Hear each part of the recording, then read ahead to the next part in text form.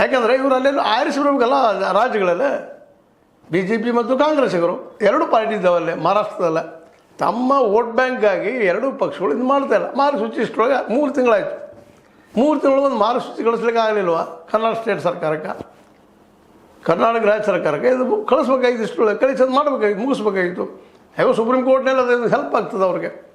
ಇಲ್ಲಪ್ಪ ಡಿಸಿಷನ್ ತೊಗೊಂಡಿದ್ದಾರೆ, ಇದು ಕರ್ನಾಟಕದ ಅಂಗ ಅವಿಭಾಜ್ಯ ಅಂಗ ಅಂತೇಳಿ. ಈಗಾಗಲೇ ಮೂಲತಃ ಮಹಾರಾಷ್ಟ್ರದ ಅವಿಭಾಜ್ಯ ಅಂಗದ ಹಿಂದೆ ತೊಗೊಂಡಿದ್ದಾರೆ 2005 ಅದು ಅವ್ರಿಗೆ ಹೆಲ್ಪ್ ಆಗ್ತದೆ ಅನ್ನೋದು ಕನ್ನಡ ಹೋರಾಟಗಾರರ ಕಳಕಳಿ, ನೋವು, ಸಂಕಟ. ಆ ಬೇಡಿಕೆ ನಡ್ತಾ ಇದ್ದಾರೆ. ಇಬ್ಬರು ಬಿ ಜೆ ಪಿಗರು ಹೋಗ್ತಾ ಇಲ್ಲ. ಬಿ ಜೆ ಪಿಗರು ಕಾಂಗ್ರೆಸ್ಸಿನ ಮೇಲೆ ಹಾಕೋದು, ಕಾಂಗ್ರೆಸ್ಸಿಗರು ಬಿ ಜೆ ಪಿಗರ ಮೇಲೆ ಹಾಕೋದು. ಇಡೀ ಈ 12 ವರ್ಷದಿಂದ ಆಡಳಿತ ನೋಡ್ತಾ ಇದ್ದೀವಿ ಮೋದಿ ಅವ್ರದ್ದು. ತಮ್ಮ ಮಾಡೋ ತಪ್ಪುಗಳಿಗೆ ಕಾಂಗ್ರೆಸ್ ಮೇಲೆ ಹಾಕೋದು, ಕಾಂಗ್ರೆಸ್ಸಿಗರು ಇವ್ರ ಮೇಲೆ ಹಾಕುವಂಥದ್ದು ನಾವು ನೋಡ್ತಾ ಇದ್ದೀವಿ.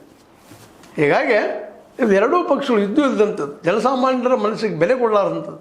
ಯಾಕಂದರೆ ಬೆಳಗಾವಿ ಕನ್ನಡಿಗರಲ್ಲಿ ಸಹ ಬೆಳಗಾವಿ ನಂಬುದು ಅನ್ನುವಂಥದ್ದು ಭಾವದ ಆ ದಿಶೆಯಲ್ಲಿ ಮೇಯರ್ ಅವರಿಗೆ ಉಪಮೇಯರ್ ಅವರಿಗೆ ಡೈರೆಕ್ಷನ್ ಮಾಡಿದ್ದಾರೆ, ಅಥವಾ ಮಾರ್ಗಸೂಚಿ ಕಳಿಸಿಬಿಟ್ಟಿದ್ದಾರೆ, ಮುಗಿದೋಗ್ಬಿಡ್ತಿತ್ತು. 3 ತಿಂಗಳಿಂದ ಕಳಿಸ್ರಪ್ಪ ಅಂತ ಹೇಳಿದ್ದಾರೆ. 3 ತಿಂಗಳ ಕನ್ನಡ ಹೋರಾಟಗಾರ ಹೋರಾಟ ಮಾಡ್ತಾ ಇದ್ದಾರೆ. ಆದರೂ ಯಾವುದೂ ಬೆಲೆ ಇಲ್ಲ, ಮಾರ್ಗಸೂಚಿ ಕಳಿಸಲಿಲ್ಲ. ಮೇಯರ್ ಮತ್ತು ಉಪಮೇಯರ್ಗೆ ಹಾಲಿ ಮಾಡಿಕೊಟ್ರು, ಇದು ದಾಟಗೋರಿ ನೀವು ಅಂತಾರೆ. ಅವ್ರ ಮೇಲೆ ಹಾಕಿಬಿಟ್ರು, ಸ್ಟೇಟ್ ಗೌರ್ಮೆಂಟ್ ಮೇಲೆ ಹಾಕಿಬಿಟ್ರು ಅವರು. ಏನಪ್ಪ ಅಂತಂದ್ರೆ ಈ ನೆಲಗಟ್ಟಿನಲ್ಲಿ ದಾಟೋದಕ್ಕಾಗಿ. ಹೀಗಾಗಿ ಮೇಯರ್ ಮತ್ತು ಉಪಮೇಯರ್ ಅವರು ದಾಟ್ಕೊಂಡಿದ್ದಾರೆ. ಮುಂದೆ ಈ ಥರ ಪರಿಸ್ಥಿತಿ ಏನು ಅಂತ ಇದೇ ರೀತಿ ಹೋಗುವಂಥದ್ದು. ಇನ್ನೇನು ಸೂಪರ್ ಸಿಡ್ ಮಾಡಿರಿ ಅನ್ನುವಂಥದ್ದು ನಮ್ಮ ಕನ್ನಡ ಹೋರಾಟಗಾರರ ಒಂದು ಬೇಡಿಕೆ, ಅಥವಾ ಬೆಳಗಾವಿಯ ಈ ಹೋರಾಟಗಾರರ ಬೇಡಿಕೆ. ಅದು ಸೂಪರ್ ಸಿಡ್ ಮಾಡಿದರೆ ಅವಿಭಾಜ್ಯ ಹಂಗಪ್ಪ ಕರ್ನಾಟಕದ್ದು ಬೆಳಗಾವಿ ಅನ್ನೋದಾಗ್ತದನ. ಮತ್ತು ಉಳಿದ್ಬಿಟ್ಟಿತು. ಮತ್ತು ಅವರು ಏನಪ್ಪ ಅಂದ್ರೆ ಮರಾಠಿಗರಲ್ಲೇ ಇವರೆಲ್ಲರೂ ಹೀರೋಗಳೇ ಉಳಿದ್ಬಿಟ್ರು. ಇವತ್ತು ಕಾಂಗ್ರೆಸ್ ಮತ್ತು ಬಿ ಜೆ ಪಿಗಳನ್ನು ಅಲ್ಲಿಯ ಲೋಕಲ್ ಜನರ ಮುಂದೆ ಗೊತ್ತು ಮಾಡಬೇಕಾಗಿದೆ ಇವ್ರು ಎಂಥವ್ರು ಇದ್ದಾರಪ್ಪ ಅಂತೇಳಿ. ಯಾಕಂದರೆ ರಾಜ್ಯ ಸರ್ಕಾರಕ್ಕೆ ಇಲ್ಲಿಯವರಿಗೆ ಮಾರ್ಗಸೂಚಿಯನ್ನು ಪಾಸ್ ಮಾಡಲಿಕ್ಕೆ ಆಗಲಿಲ್ಲ. ಮತ್ತು ಇಲ್ಲಿ ಆಡಳಿತದಲ್ಲಿದ್ದಂಥ ಬಿ ಜೆ ಪಿಗೂ ಸಹಿತ ಅದನ್ನು ಮಾಡಿಸಬೇಕು.